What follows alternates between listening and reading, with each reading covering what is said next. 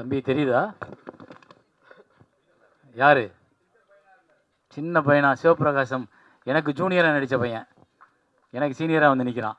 இவரை நாங்கள் வந்து கண்டுபிடிச்சதே ஒரு பெரிய கதை. சேலம் பக்கத்தில் ஒரு ஊர். இவருக்கு நமக்கு எந்த சம்மந்தமும் கிடையாது. ரத்த சம்பந்தம், கடித சம்பந்தம் எதுவும் கிடையாது. ஒரு ஃபோட்டோவை என்னுடைய 10வது படிக்கும்போது நான் எடுத்த ஃபோட்டோவை எடுத்து தினத்தந்தி பேப்பரில் போட்டேன். அதுக்கு நிறைய பேர் அதுக்கு அப்ளை பண்ணியிருந்தாங்க என்னோடய சிறு வயதாக நடிக்கிறதுக்கு. அதில் இவர் முகம் அன்றைக்கி எனக்கு அவ்வளவு அழகாக மேட்ச் ஆச்சு. ஸோ அவரை கூப்பிட்டு நடிக்க வச்சேன். சின்ன வயசு கதாபாத்திரம் எல்லாராலையும் பேசப்பட்டது. நிறைய பேர் கேட்டாங்க, சார் அது நீங்கள் தானா, இல்லை உங்கள் குரலா அது, இல்லை அவர் அப்படியே உங்களை மாதிரி இருக்காரு. அப்போ அவ்வளோ தூரம் அந்த கேரக்டர் உண்மையாக ரொம்ப எனக்கு நெருக்கமாக இருந்ததுனால தான் எல்லாராலும் ஏற்றுக்கொள்ளப்பட்டது. அது மாதிரி ஒன்று எனக்கு அந்த கேரக்டர் உயிரோட்டமாக அமைகிறதுக்கு இவர் கிடைச்சார். அதனால தான் எனக்கு இப்போது அவரை கண்டிப்பாக கூப்பிடணும்னு தோணுச்சு. சேலத்துலேருந்து இதுக்காக வந்திருக்காரு. அன்றைக்கி நான் +1 படிச்சுட்டு இருந்தேன்.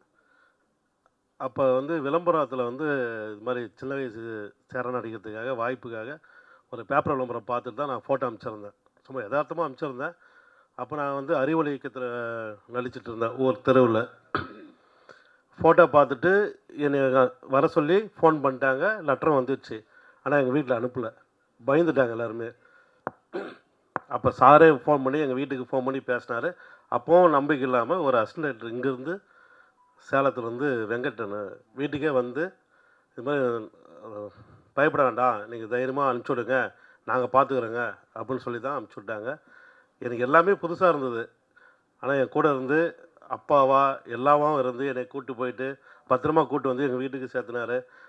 அங்கே நான் எதுவுமே தெரியாமல் போனப்போ இங்கேருந்து என் கூட ஒர்க் பண்ணவங்க எல்லாருமே எனக்கு சின்ன சின்ன விஷயத்த கற்றுக் கொடுத்து, இந்த மாதிரி தம்பி பண்ணணும், இந்த மாதிரி பண்ணணும், அந்த மாதிரி பண்ணணும்னு சொல்லி அடி வாங்கி கூட நடிச்சிருக்குங்க. எனக்கு அழ தெரியாது. திடீர்னு அழுனா எனக்கு அழ தெரில.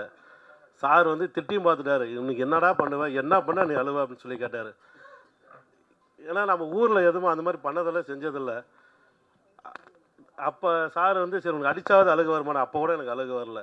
அந்த கிளீசர் நிறையா போட்டு பார்த்து கூட எனக்கு அழுக வராமல் எப்படியோ கஷ்டப்பட்டு அந்த சீன் நடிக்கிறது மட்டும் காலையிலேருந்து மதியம் வரைக்கும் நான் ரொம்ப கஷ்டப்பட்டேன். அந்த சீன் மட்டும்தான். அதனால் என்ன பேசுறதுன்னு தெரியும். ரொம்ப நன்றி.